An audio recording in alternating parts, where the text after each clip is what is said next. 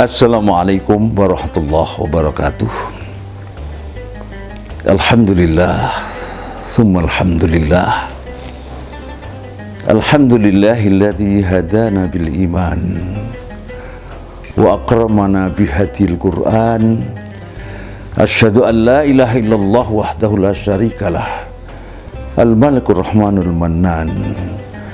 Wa asyhadu nabiyyana wa rasulana wa habibana wa maula Muhammadan an-nabi rasul mab'utsu hudan wa rahmatan ila banil insi wal jan. Allahumma shalli wa sallim wa barik alaihi wa ala alihi wa ashabihi wa tabi'ihi wa man ihtada bi yadihi ala maril ayyamal asman. Amma ba'du. Subhanaka la ilma lana illa ma 'allamtana innaka antal alimul hakim. Para bapak dan ibu, saudara-saudara pecinta Al-Quran yang insya Allah dibahagiakan Allah dengan rahmatnya, dengan karunia-Nya. Sungguh berbahagia sekali kita oleh Allah dijadikan hambanya dan dipilih menjadi hambanya yang beriman. Suatu anugerah yang sangat luar biasa. Orang yang beriman tentu harus mengimani semua rukun iman, dan di antara rukun-rukun itu adalah iman kepada kitab-kitabnya, dan kitab yang paling istimewa tentu yang kita kenal dengan kitab Al-Quran.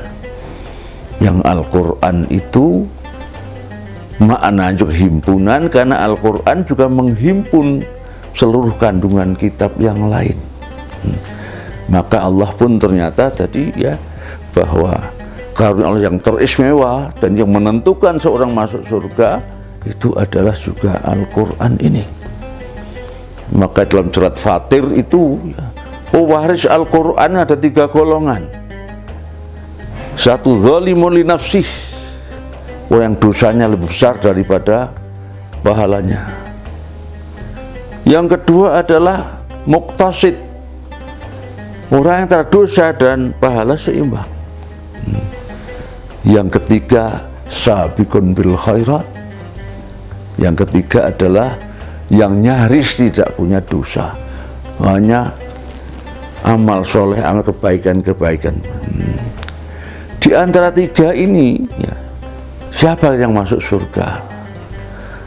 Ternyata ayat itu ditutup zalika huwal fadlul kabir. Al-Quran yang kita wariskan pada kita adalah karunia yang terbesar. Yang karena itu maka uniknya yang masuk surga bukan hanya yang sabiqun bil khairat. Oleh Allah dijamin bahwa ketiga-tiganya masuk surga. Ya. Jannati atin yadkhuluna, ketika masuk surga Aden yang kekal dan abadi ya. Dan di sana akan diberi kenikmatan yang luar biasa ya. Pakaian yang mewah tentunya, perhiasan emas dan perhiasan batu permata yang sangat mahal harganya itu. Karena apa? Karena zalika huwal fadlul kabir itu. Al-Quran karunia yang terbesar yang itu menentukan mereka bisa masuk surga. Ya. Dugaan kita yang dosa yang lebih besar mana mungkin bisa masuk surga? Yang dosa seimbang sebesar juga amal saleh mana mungkin masuk? Ternyata karena Al-Quran tadi. Kalau kita mengharapkan husnul khotimah, nah, dan sekali kita tidak seorang pun yang tidak mengharapkan itu, maka ternyata jalannya adalah itu. Jalannya kita mewarisi Al-Quran, menjadi pewaris yang dari Allah Subhanahu wa Ta'ala. Dan sebagai pewaris tentu kita seakan menjadi pemiliknya Al-Quran. Untuk itu maka ya tentu Al-Quran selalu kita baca tadi, mulai dari melafalkannya, menghimpun maknanya, merenungkannya, mentadaburkannya, dan sampai meresponnya. Nah, dengan itu pastikan ini janji Allah, kita mendapat husnul khotimah, yaitu akhir yang terbaik dalam kehidupan ini, dan diakhiri dengan hidup untuk selamanya di surga Allah Subhanahu wa ta'ala. Para pencinta, Bapak Ibu Saudara, pencinta Al-Quran yang dimuliakan Allah Subhanahu wa ta'ala, lembaga kita adalah lembaga pendidikan pengkajian ilmu Al-Quran.